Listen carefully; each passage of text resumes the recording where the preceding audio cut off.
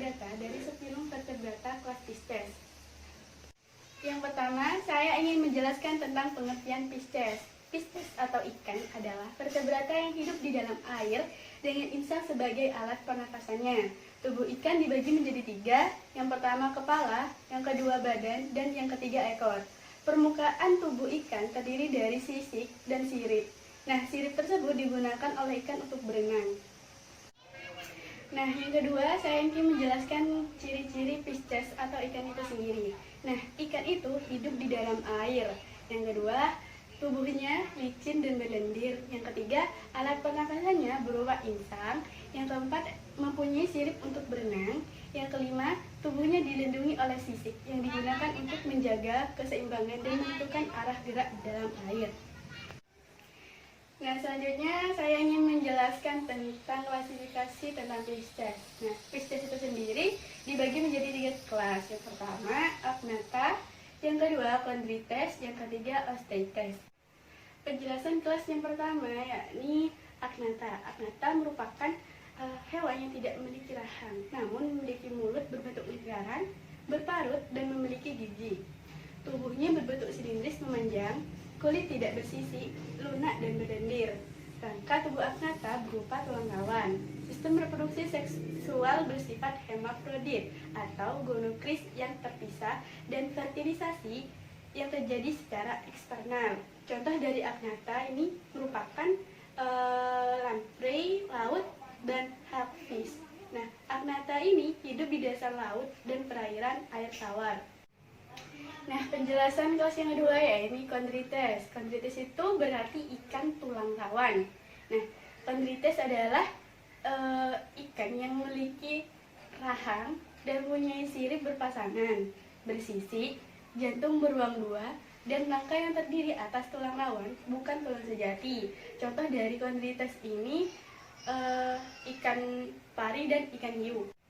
Nah, penjelasan kelas selanjutnya yaitu Osteichthyes. Osteichthyes adalah kelompok ikan bertulang sejati. Sisi Osteichthyes bertipe ganoid, sikloid, atau senoid. Namun ada pula yang tidak mempunyai sisi. Alat pernapasannya berupa insang dengan operkulum dan gelembung renang untuk alat hidrostatik. Nah, contoh dari Osteichthyes ini adalah ikan mas, ikan cupang, ikan gurami, ikan badut, dan kuda laut. Saya Deris Maulida Fajria, NIM T 2017-8006.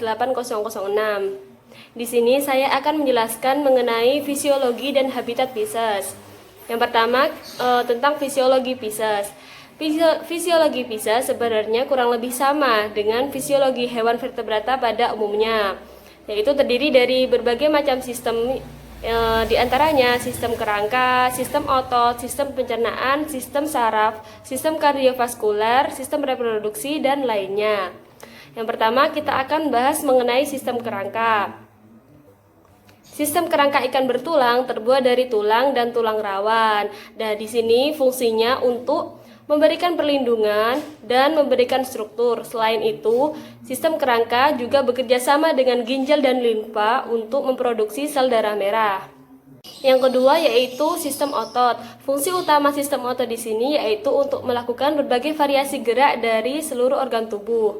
Nah, di sini ikan melakukan gerak otot yang disengaja, diantaranya menggerakkan mata, membuka dan menutup ingsan, membuka dan menutup mulut, melawan arus air, dan menggerakkan sirip ke atas dan ke bawah. Yang selanjutnya yaitu sistem saraf. Sistem saraf ikan sebenarnya kurang berkembang daripada vertebrata lainnya. Untuk organ otak pada ikan yang bertulang dibagi menjadi 3 bagian, yaitu otak depan, otak tengah, dan otak belakang. Yang keempat yaitu sistem kardiovaskuler. Pada ikan, darah mengalir melalui pembuluh vena menuju ke jantung melalui hepatic portal system dan renal portal system. Darah dari jantung ke insang melalui ventral aorta dan dari insang ke tubuh melalui dorsal aorta. Adapun sirkulasi darah ikan sama halnya seperti mamalia, yaitu dari jantung menuju ke respiratory system. Dalam hal ini, insang berfungsi untuk pertukaran gas, setelah itu untuk menuju ke tubuh. Yang kelima yaitu sistem pencernaan. Pada ikan yang baru menetas dilengkapi dengan kantung kuning telur atau egg yolk yang berfungsi sebagai cadangan makanan dan pertukaran gas. Setelah beberapa hari, organ pencernaannya akan berkembang dan ikan sudah siap untuk mengambil makanan dari luar. Nah, pada saat itu, kantung kuning telur akan mereduksi dan digantikan fungsinya oleh sistem pencernaan dalam ikan, yaitu organ-organ seperti usus dan lain sebagainya. Yang keenam yaitu sistem pernafasan. Darah mengalir melalui filamen insan dan menyerap oksigen dari air. Sistem urogenital. Sistem urogenital pada ikan terdiri dari dua bagian, yaitu sistem ekskresi dan sistem urogenital itu sendiri. Untuk yang sistem ekskresi, seperti halnya pada vertebrata, mempunyai banyak fungsi, antara lain untuk regulasi kadar air tubuh, untuk menjaga keseimbangan garam, dan mengeliminasi sisa nitrogen hasil dari metabolisme protein. Yang selanjutnya yaitu sistem osmoregulasi.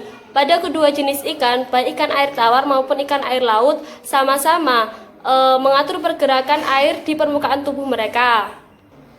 Jaringan-jaringan ikan laut kurang asin daripada air di sekitarnya, sehingga air terus keluar melalui kulit dan juga ingsan.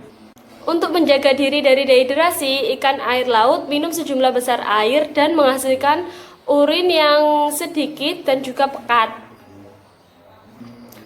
Kemudian kebalikan dari ikan air laut, jaringan-jaringan ikan air tawar lebih asin daripada lingkungan sekitarnya, sehingga air dari lingkungannya terus masuk ke dalam tubuh ikan air tawar. Masuknya air juga melalui kulit dan ingsan. Nah, ikan air tawar sedikit minum dan dia menghasilkan urin dalam jumlah yang besar dan juga encer. Yang terakhir yaitu sistem reproduksi. Sistem reproduksi Pisces terjadi secara seksual karena memiliki organ kelamin jantan dan juga organ kelamin betina. Untuk fertilisasinya bisa terjadi secara eksternal maupun internal. Selanjutnya yaitu habitat Pisces atau ikan. Ikan dapat ditemukan pada air tawar, air payau maupun air asin. Pada air tawar, ikan dapat ditemukan di danau maupun di sungai. Sedangkan pada air asin, ikan dapat ditemukan di laut maupun di samudra. Selain itu, ikan juga dapat dibudidayakan di tambak dan juga biasanya dipelihara di dalam akuarium.